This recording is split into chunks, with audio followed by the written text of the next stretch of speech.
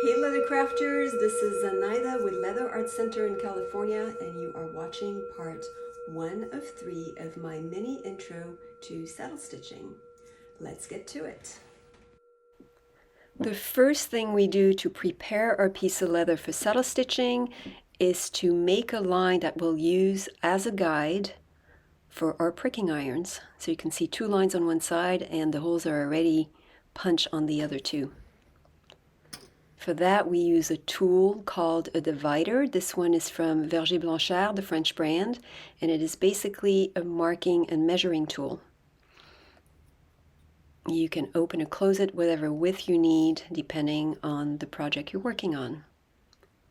Now, a stitch line is traditionally 1/8 of an inch from the edge, so that's what we're going to set the width at. And I usually eye it and then use a ruler to make sure I actually do have 1/8. So you can set the 2 prongs of the divider right into the grooves of the 1/8 mark. And I think I got it, almost. Yeah, there we go. So tighten the divider, and we'll start our line 1/8 of an inch from the top, and then end 1/8 of an inch at the bottom. You want nice clean corners and a strong line.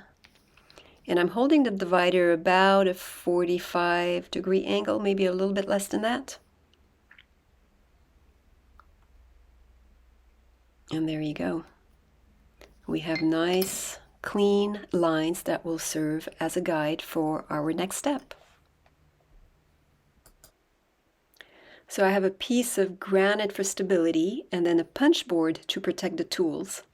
We have our piece of leather, and the punching irons that I use are made by Kevin Lee. They're really light. They are also super sharp.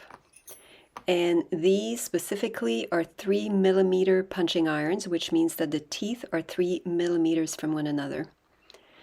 And the teeth are angled. I'm not sure how well you can see, but you'll certainly see as we use them. And that's what makes them French punching irons.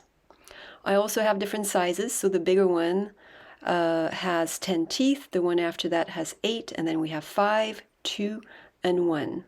Now, if you're a beginner, it is perfectly acceptable and doable to start with the longest one, and then the 2, and then either a 1 or a diamond awl.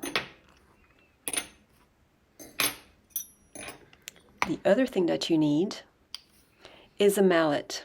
This one is really well balanced. It is also made by Verger Blanchard, and having a lighter, well-balanced mallet will really make a difference, especially if you do a lot of punching, because it'll be easier on your wrist. So yeah, I'm trying to show that it doesn't matter which way you hold your irons, right? The angle of the teeth are going to be the same. You want to start with that first prong at the exact corner at the top of that line. Yeah, I'm also trying not to punch my phone, which is right above. We'll see how that goes. Okay, maybe. And yeah, I didn't punch hard enough, so we have to redo it. You want the teeth to just poke through. There we go. Like that, so you can run your finger through, and you don't need a lot to show through, like barely a millimeter or half a millimeter. Now the next one down, I'm going to take the 3 first teeth of the iron and put them through the hole of the 3 last holes. And that will help you get a straight line. So you start 3 up, line it up with your guideline, and punch. You'll see after a while you won't even need to check the back once you get into the rhythm of it. Now, for that last part, right, I don't really need the whole length of all those teeth, so I happen to have a shorter iron, so I can use that. Otherwise, you'll just use your bigger one or your smaller one. And you want to make sure that's the first thing you check, that that last tooth that's the closest to you is going to be exactly on that corner.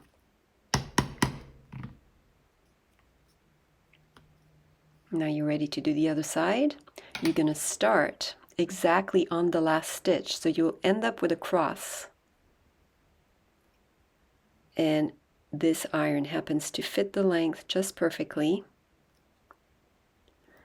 The way I'm holding the iron, I am anchoring my hand down on the board or on the granite to make sure that my iron is straight and stable when I punch through. So there we go. Make sure we have another nice corner and that I punched all the way through.